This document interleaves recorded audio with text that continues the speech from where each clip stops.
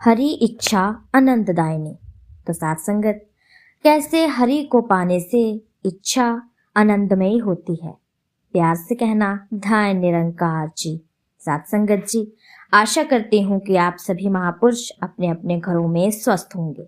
दासी आप जी के सामने फिर से एक नई प्रेरणादायक कहानी लेकर के आई है। आशा करती हूँ कि आप जी संतों महापुरुषों को जरूर पसंद आएगी। जैसे कि दासी ने पहले भी कहा कि हरे को पाने की इच्छा कैसे आनंदमयी होती है, तो आओ चलो जानते हैं इस कहानी में। भारतवर्ष को ऋषि मुनियों की भूमि कहा जाता है। इसे विश्व गुरु भी कहते हैं। यही से ज्ञान प्रकाश सुदूर देशों तक पहुंचा।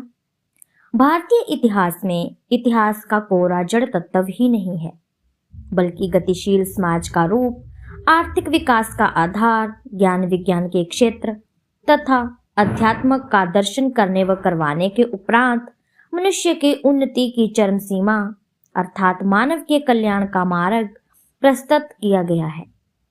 ऐसे चिर जीवित रहने वाले प्रारूप को 4 भागों में विभाजित कर उन्हें निरूपित कर दिया गया है। इन्हीं 4 महान कोशों को 4 वेद कहा जाता है।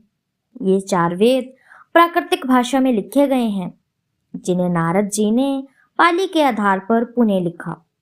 कहा भी जाता है कि कालांतर में प्रकंड पंडित रावण ने उन्हें संस्कृत भाषा में लिखा था। वेदों की रचना करने में कोई 1 या 2 वर्ष का समय नहीं, बल्कि सैकड़ों वर्षों का समय लग जाता है। इनकी रचना किसी ऋषि ने नहीं की, बल्कि सैकड़ों हजारों ऋषि मुनियों महर्षियों ने अलग अलग समय पर अलग अलग स्थानों पर रहकर जो खोज कि उन्हें समय समय पर छोटे छोटे सूत्रों संकेतों के रूप में लिखा जाने लगा। इस प्रकार उपलब्ध ज्ञान को उसके क्षेत्र के अनुसार अलग अलग वेद में सम्मिलित व संकलित किया गया।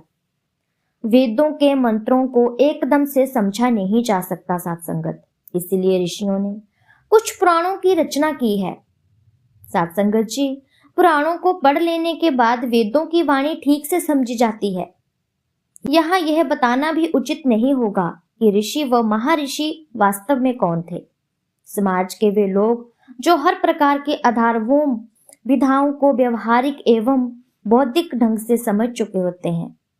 वे गृहस्थ आश्रम के साथ साथ किसी भी क्षेत्र में विशेष अन्वेषण या खोज करना चाहते हैं, तो साथ संगत वे दोनों इत्यादि में जाकर अपने आश्रम में खोज का कार्य प्रारंभ कर देते थे।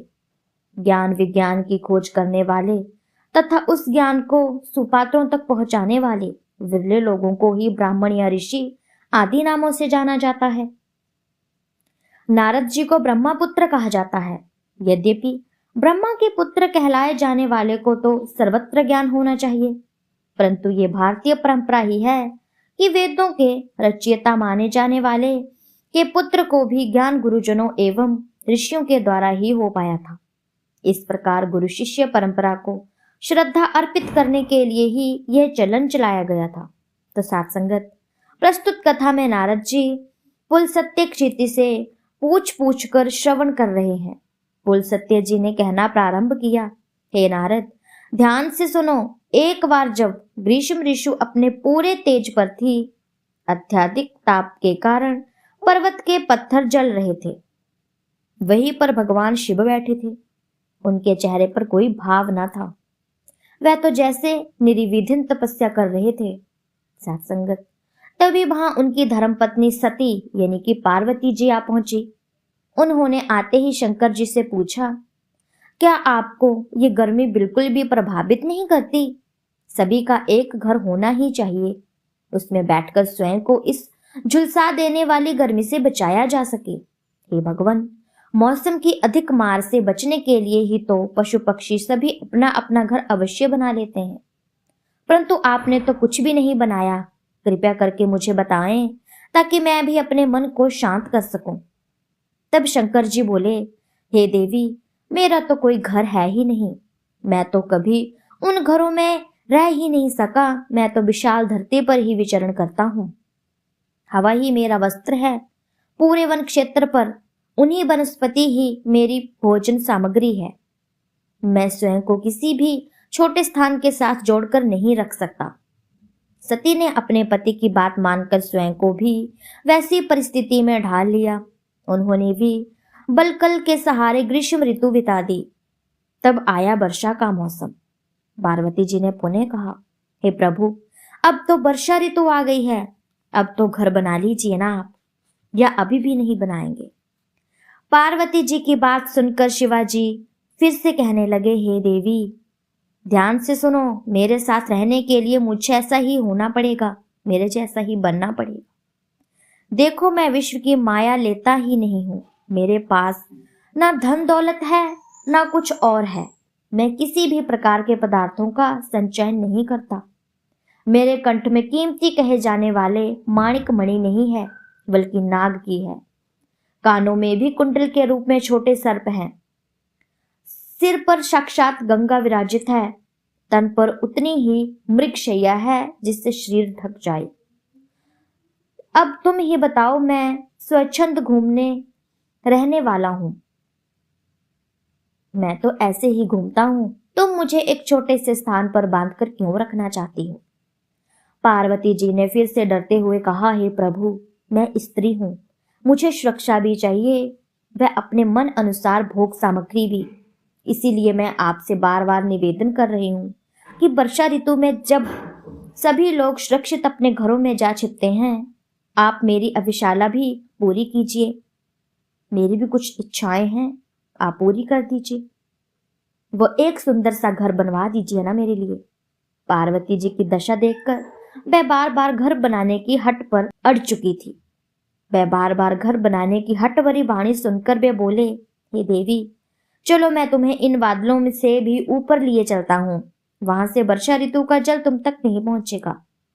इस प्रकार तुम्हें जल की धारा कुछ नहीं कर पाएगी। पार्वती जी अपनी इच्छा को त्याग कर शिव जी के आगे नतमस्तक हो गई। तब शिव जी ने उन्हें अपना परम भक्त जानकर उनके समस्त दुखों को हर लिया। वह उन्हें मेघों से ऊपर ले गए, जहां पर पहुंचकर पार्वती जी को साक्षात स्वर्ग का आभास हो चला। उन्होंने भगवान के चरणों में विनती की कि हे प्रभु, मुझे आप ही की इच्छा को स्वीकार करना आ जाए। शंकर जी हंस दिए। वास्तविकता भी यही है, जब तक हम अपनी इच्छा को नहीं छोड़ देते, हमें कष्ट सहना ही पड़ता है। परंतु जैसे ही निरंकार परमपिता परमात्मा को अपनी सभी इच्छाएं समर्पित कर देते हैं, तभी से परम आनंद को प्राप्त हो जाता है। यहाँ पर भी अनिवार्य है कि शंकर जी की पत्नी तक कहीं जाने वाली पार्वती जी भी तभी आनंदित प्राप्त कर पाई जब उन्होंने अपने पति शंकर को भगवान जानकर उनकी इच्छा को स्वयं अपना लिया। विशेष तन मन धन प्रभु की देन है, इसे प्रभु को समर्पित कर दे तो आनंद ही आनंद मिल जाता है। और इसी से ही हमें निरंकार प्रभु परमात्मा की पाने की इच्छा सफल हो जाती है।